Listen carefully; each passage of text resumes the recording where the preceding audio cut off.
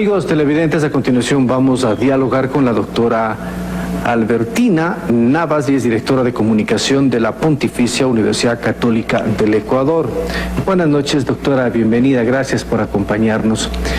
Estamos ya en las 2 últimas semanas para el proceso electoral de campaña, pero ¿qué papel hasta el momento están jugando las redes sociales y qué papel jugarán estos últimos días? ¿Cuál es su opinión? Bienvenida, buenas noches. Buenas noches, un gusto. Bueno, el papel de las redes sociales ha ido incrementando su impacto en un proceso de elecciones y en un proceso de marketing político. ¿Por qué razón? Hace algunos años esto empezó de manera muy fuerte cuando fueron las elecciones de Obama en los Estados Unidos, en que se empezó a usar las redes sociales como un instrumento clave en una estrategia de marketing político, cuando Facebook, Twitter y YouTube fueron las 3 redes sociales más importantes. Eso se ha ido incrementando, pero ¿qué es lo que podemos observar en nuestro país? Yo le diría que se resume en una oración. Estar en redes sociales no le garantiza ganar una elección, pero no estar en redes sociales le puedo asegurar que es un indicio de no ganar la elección.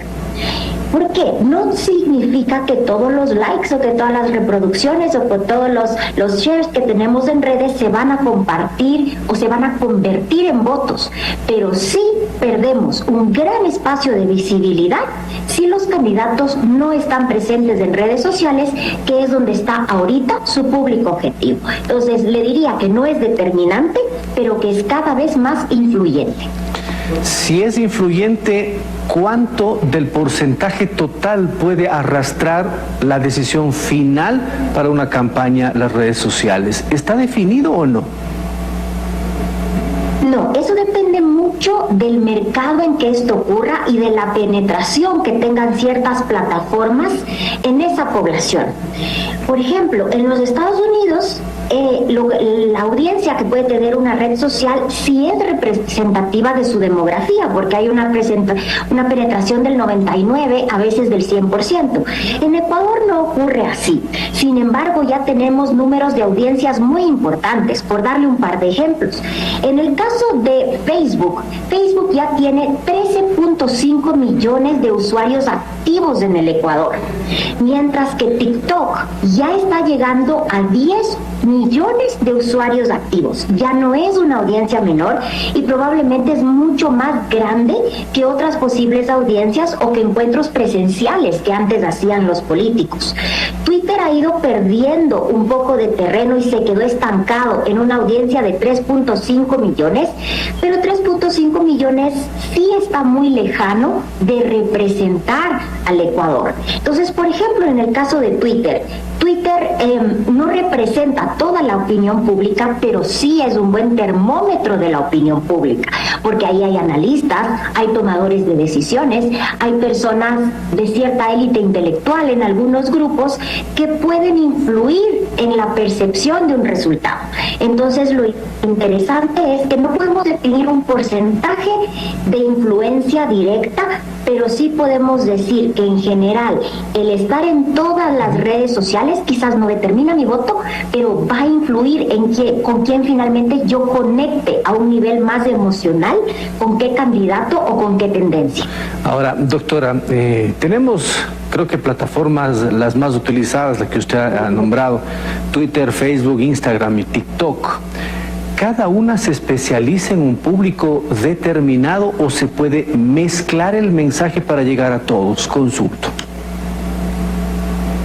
Creo que justamente el arte está en comprender la naturaleza de cada red social, cuáles son sus formatos, lenguajes y narrativas propias y a qué audiencia se dirige. En el Ecuador, Facebook, por ejemplo, tiene una buena parte de su población entre los 45 hacia los 55 años, es decir, ya de un adulto joven. En cambio, en el caso de Instagram, podemos verificar una audiencia más joven, más bien hasta los 24 años. Y en el caso de TikTok hay una gran audiencia menor a los 18 años. Entonces, efectivamente, la misma plataforma tiene que ser un medio de filtrar el mensaje, la audiencia, el formato y la narrativa. Ahora, vamos al otro lado, al tema de la calidad de los mensajes que deben ser emitidas en estas plataformas. ¿Para qué? Para lograr que el voto sea emotivo, o los mensajes que van o sean enviados acá es para que el voto sea emotivo o racional. Esa es una excelente reflexión, porque realmente las redes sociales son plataformas que llamamos efímeras, es decir, que tienen un ciclo de vida de los mensajes muy corto. Por ejemplo, Facebook tiene un promedio de ciclo de vida de un mensaje de 90 minutos, mientras Twitter tiene un promedio de ciclo de vida de 24 minutos. Entonces, sin duda, en un tiempo tan corto, no es que haya una gran discusión profunda o un gran diálogo de ideas. Es más bien el enganche emocional para que cierta audiencia reconozca un candidato y le dé un seguimiento más profundo, quizás en otros espacios. Y entonces también ahí está el arte de cada candidato de poder escoger su mix de medios, porque los medios tradicionales actualmente tienen un alcance quizás más acotado que el que tienen las redes sociales. Probablemente ningún medio tradicional está en los 13 millones de usuarios de audiencia. Sin embargo, la credibilidad todavía está muy anclada a los medios tradicionales. Entonces, parte de la estrategia de contenidos que debe plantear un candidato tiene que mezclar adecuadamente alcance a través de plataformas digitales con credibilidad a través de medios, quizás de audiencias más pequeñas, pero de un impacto más profundo en la credibilidad. Por último, el tema de el Twitter. Creo que los mensajes, confírmeme o corríjame si me equivoco, el mensaje es mucho más serio de Twitter. En cambio, en TikTok vamos al otro lado, al baile.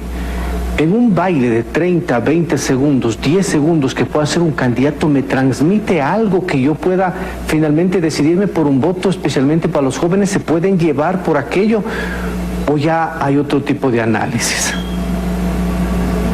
No, yo creo que lo que hemos evidenciado en esta campaña es que hay dos grupos de candidatos. Candidatos que ya tienen una trayectoria política y cuyo nombre es familiar a esa audiencia de votantes, y lo que han querido es tratar de verse más humanos, más joviales o apelar a un público más joven en TikTok. En cambio, tenemos también un gran número de candidatos nuevos, jóvenes, cuyo nombre es desconocido. Entonces, su objetivo de utilizar TikTok ha sido simplemente para que su nombre empiece a aparecer en el radar de recordación de un público joven, con lo cual están sembrando ahora para elecciones futuras. ¿Cuál es la pena que podemos observar? Es que candidatos que tienen una trayectoria, que han tenido una narrativa y que han tenido ya servicio público, se han dedicado a contenidos que no aportan nada. Es decir, un poquito al chiste fácil, efectivamente, como usted dice, al baile, pero no a nada que consolide su posicionamiento. Entonces, no creo que haya estado mal elegir la plataforma. Creo que estuvo mal el planteamiento del contenido por parte de este perfil de candidatos. Doctora, muchas gracias, muy amable, interesante. Gracias. Buenas noches. Gracias a la doctora Albertina Navas, directora de comunicación de la Pontificia Universidad Católica del Ecuador. Vamos a una pausa y tendremos más.